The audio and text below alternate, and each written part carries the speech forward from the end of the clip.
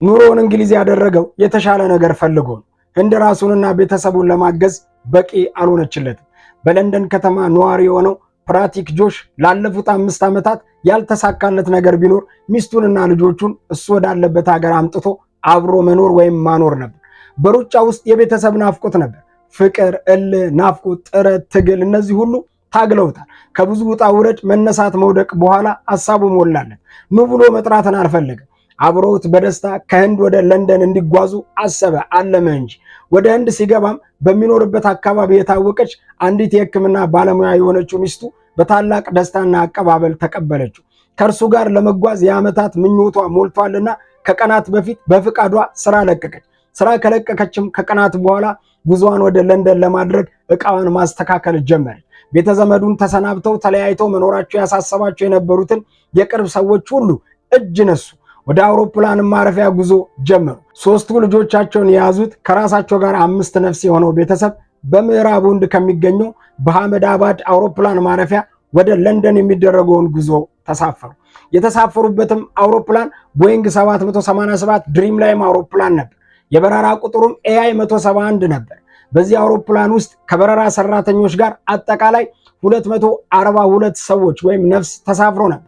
ይህ ቤተሰብ የተቀመጠበት ወንበር መደዳ ሲሆን ባልና ሚስት አብረው 3 ልጆቻቸው ደግሞ በአንድ ላይ ተርታ ተቀምጠው ነበር።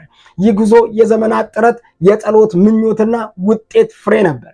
የሚወዷቸው ቤተሰቦቻቸው እንዴት ይሆኑ ይሆን ብለው እንደሚጠብቋቸው እርግጠኛ ናቸው። ሰኔ 5 ቀን 2017 ዓመተ ምህረት በዕለተ ሐሙስ አውሮፕላን እንቅስቃሴ እንደጀመረ በታላቅ ደስታ መላ ቤተሰቡ ፎቶ መነሳት ጀመረ። አውሮፕላኑ በረራ ከጀመረ በኋላ ኢንተርኔት ሳይቸገሩ ወዲያው ያንን ውብ የቤተሰብ ፎቶ ለዘመዶቻቸው መላክና ማጋራት ጀመሩ። እኛ ያለነው በታላቅ ደስታ ውስጥ ነው፣ እናንተም ደስ ይበላችሁ አሉ። በእርግጥ ፎቶ ይናገራል። ደስታቸውም ጨዋነታቸውም ፊታቸው ላይ ይነበባል። ያ የቤቱ አባወራ ለንደን ሲደርስ በር ከፍቶ ቤተሰቡን እስከዛሬ ብቻዬን የምኖርበት ቤት ይሄ ነው ብሎ ሲያሳያቸውና ቤቱን ሲያስጎበኛቸው በአይምሮ ይመላለሳል። ከደና ስራው አውጥቼ አሁን ለንደን ኑሮ ባይጥማትስ ብሎ ስለሚስቱ ማሰቡ አይቀርም። አውሮፕላኑ የበረራውን ፍቃድ አግኝቶ መሬት ለቆ በአየር ላይ ለመሰቀል ተንደረደረ። ከደቂቃ የበለጠ ግን አየር ላይ አልቆየም ወይም መብረር አልቻለም። በአንድ የሕክምና መስጫ ጣቢያና የተማሪዎች ማደሪያ ህንፃ ላይ ተከሰከሰ። በጣም ያሳዝናል። አንድ መንገደኛ በተአምር ሲተርፍ 241 መንገደኞች ግን በሙሉ አለቁ። ለንደንን እያሰቡ አንድ ህንፃ ላይ ቀሩ። ቤተሰቦቻቸው ለከርሞ ያገናኘን ብለው ነበር። አሁን በሬሳ ተገናኙ። ከደቂቃ በፊት ውብ ፎቶዎች ነበሩ። አሁን ግን የሚቀበር ደና እንኳን አስክሬን የለም።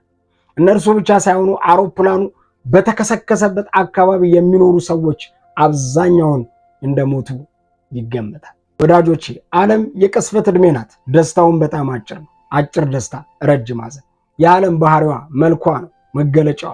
የአባወራ 5 ዓመት ሙሉ የደከመለትና የናፈቀነት ነገር 5 ደቂቃ ባልሞላ ጊዜ ውስጥ ሁሉ ነገር በምድር ላይ ካስ አመድ ሆነ። ለወሬ ነጋሪ ሳያስቀሩ 5ቱ የቤተሰብ አባላት የ5 ዓመት ምኞታቸው ሳይፈጸም በ5 ደቂቃ ውስጥ ህፃናቶቹን ጨምሮ አለቁ። በጣም እንጨነቃለን።